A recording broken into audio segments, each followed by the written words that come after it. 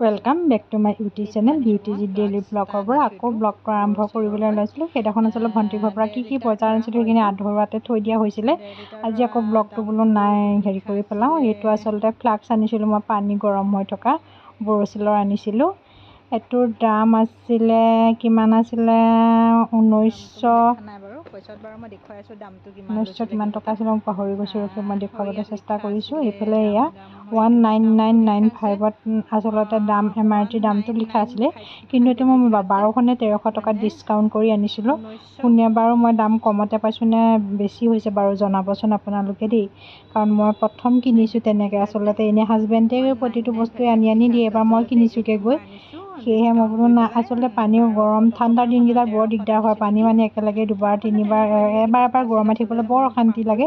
সেয়েহে ভাবি পেলাই নহয় পালোঁ যেতিয়া লৈয়ে আহিলোঁ, সেইকাৰণে কিনি আনিলোঁ। এইটো বটলটো ধুনীয়াকৈ হাতেৰে ধৰিও নিব পৰা যাব মানে হেণ্ডেল এডালো আছে লগতে। সেইকাৰণে বোলো দেখা পাই ৰৈয়ে নাথাকিলোঁ, কিনিয়ে পেলালোঁ পিছে মই।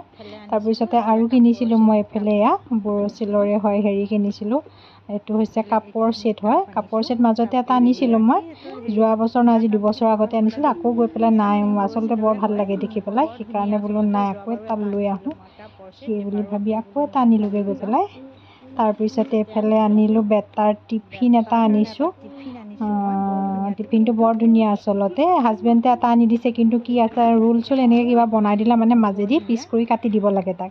এইটো সেইকাৰণে দেখা পাই বোলো নাই লৈ যাওঁ। বেটাক সুধিছিলোঁ লাগিব নেকি, বেটাই নালাগে বুলি কৈছিলে। তথাপিও মোৰ মনটোৱে নামানিলে, বোলো লৈ যাওঁ এটা। তাৰ কাৰণে ঠাণ্ডা দিনকেইটাত আচলতে এনেকৈ ধুনীয়াকৈ বস্তুখিনি ভৰাই দিব পৰা যাব, গৰম হৈ থাকিব সেই বুলি ভাবি পেলাই। লগত এটা হেৰি দিছে, তাতে কিবা জুলীয়া বস্তু বা কিবা দিওঁ বুলি ক'লেও দিব পৰা যাব।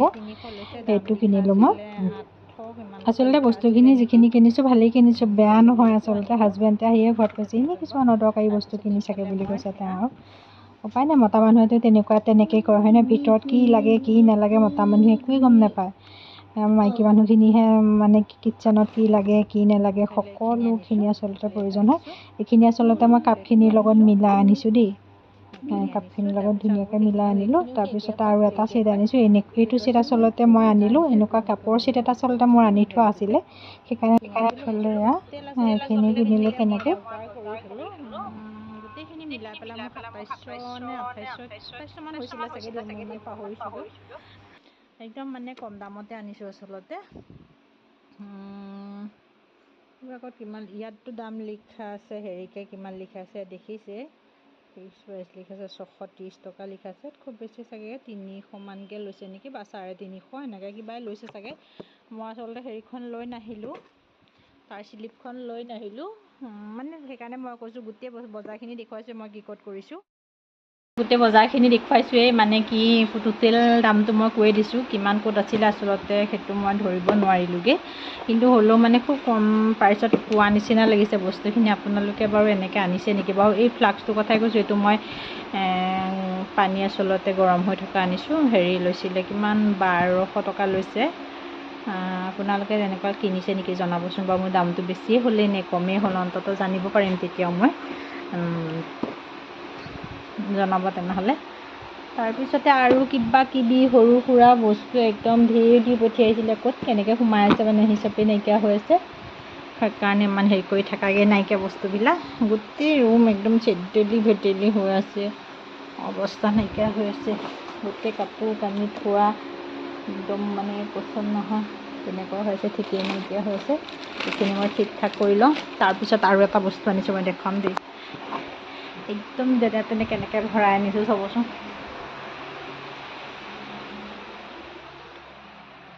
আন্ধাৰ হৈ আছে পুৰা।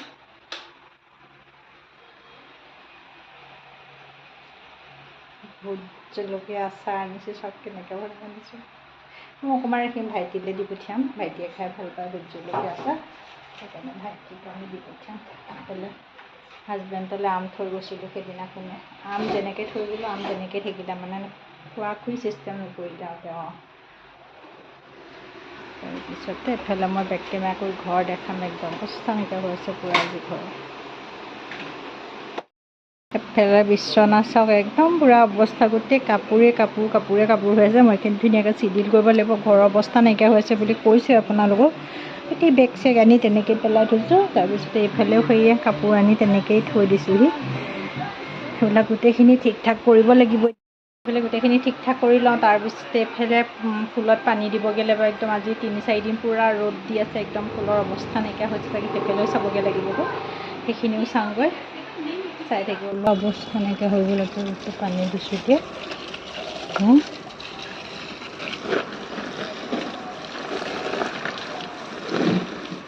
চবফালে অৱস্থা নাই, গোটেই ফুলখিনি মৰি যোৱা নিচিনাকৈ হৈ গৈছে এতিয়া।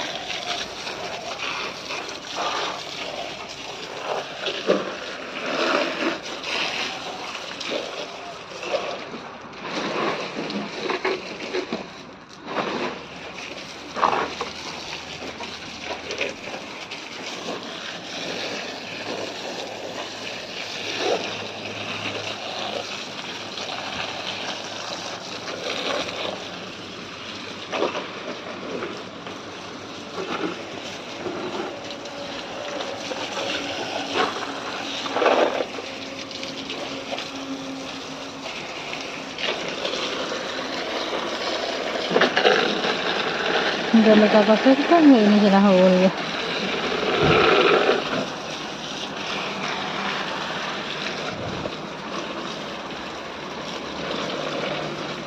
গোটেই অৱস্থা নাই, পানীখিনি ভালকৈ দি দিওঁ আজি অকণ সময়। সেইবিলাক কিবা ৰঙচুৱা নিচিনা হৈ গৈছেগৈ। সেই 4 দিন হ'ল, কেনেকুৱা গৰম, পানী নাই। হাজবেণ্ড আৰু ঘৰত থকা নথকা একেই কথা হৈ যাব।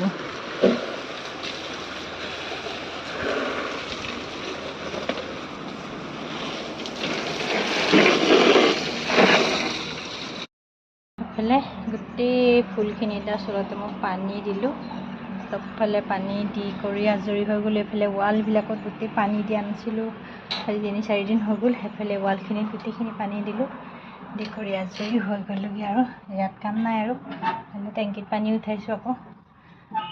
সেইখিনি কৰি মেলি আজৰি হৈ গ'লোগৈ। বাকী এতিয়া আকৌ ভিতৰত আছে কিছুমান কাম কৰিবলৈ। সেইফালে আম খালোঁ, বেটাই মই আম খাই লৈ পেলাই। তাৰপিছত হাজবেণ্ডে চিঙৰা আনিছে, চিঙৰা আৰু চাওঁ ম'ম'। ইফালে বেটালে আনি দিলে, এয়া ম'ম' আনিছে, সি ম'ম' খাব এতিয়া। মই চিঙৰাকে খাই একো নবনাওঁ ভাবিছিলোঁ, ৰুটি চুটি কিবা এটা বনাই কৰি খাম, কাৰণ 10-11টাতে ভাত খাই দিছিলোঁ দুইটাই। তাৰপিছতে এতিয়া বোলো নাই, এতিয়া একে খাই দিওঁ, তাৰপিছত ভাত বনামগৈ মই গৈ পেলাই। এফালে বেটাই মই খাই লওঁ তেনেহ'লে। হাজবেণ্ডে আম আনি থৈছে, আম দেখিছে ৰ'দত মানে একদমে লেৰেলি যোৱা নিচিনা হৈ গৈছেগৈ আৰু। আম কি আম বুলি কৈছিলে জানো, ময়ো পাহৰি থাকিলোঁ। আমটো খাবলৈ ধুনীয়া হ'ব চাগে।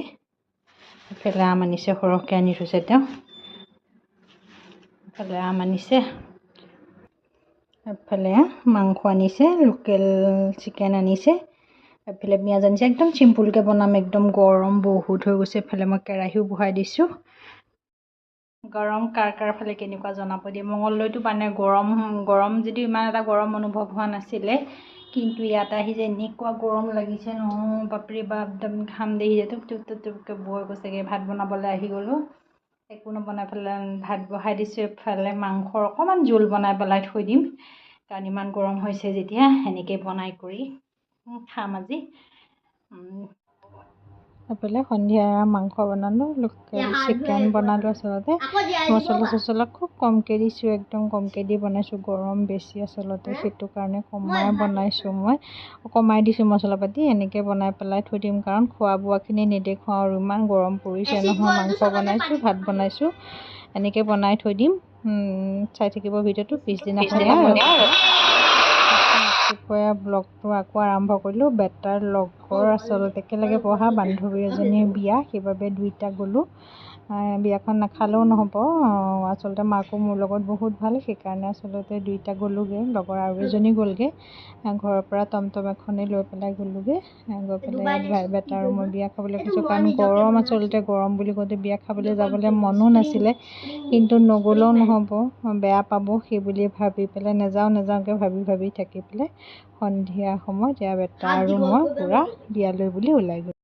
এয়া আমি গৈ বিয়া ঘৰ, এয়া সন্মুখৰখিনি বিয়া ঘৰ গৈ পেলাই পাই গ'লোঁ।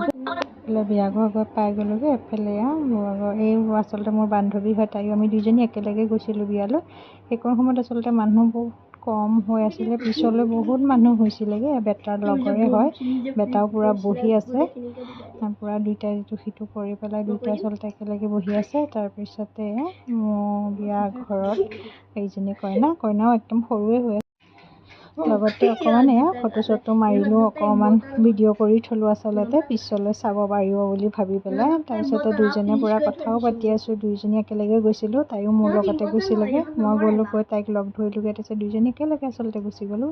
সেয়া কইনা, এফালে কইনাৰ সখী হয় সেইজনী। তাৰপিছতে ইহঁত দুটা কিন্তু বহি আছে পূৰা কথা পাতি পাতি।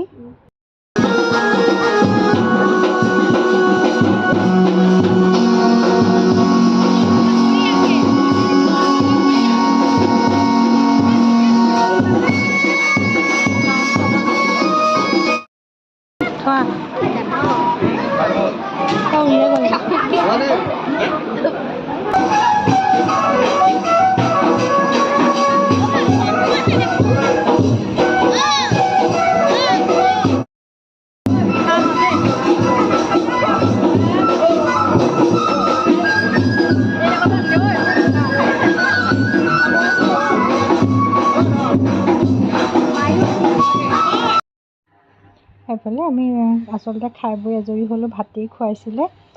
তাৰপিছত অকণমান বোলো বহি পেলাই, কাৰণ যাওঁগৈ, কাৰণ বেছি সন্ধিয়া হৈ গ'ল। কাৰণ আমি খাই বৈ আহিলোঁ যদি আকৌ হাজবেণ্ডলৈ আহি ঘৰত ভাত বনাবহি লাগিব।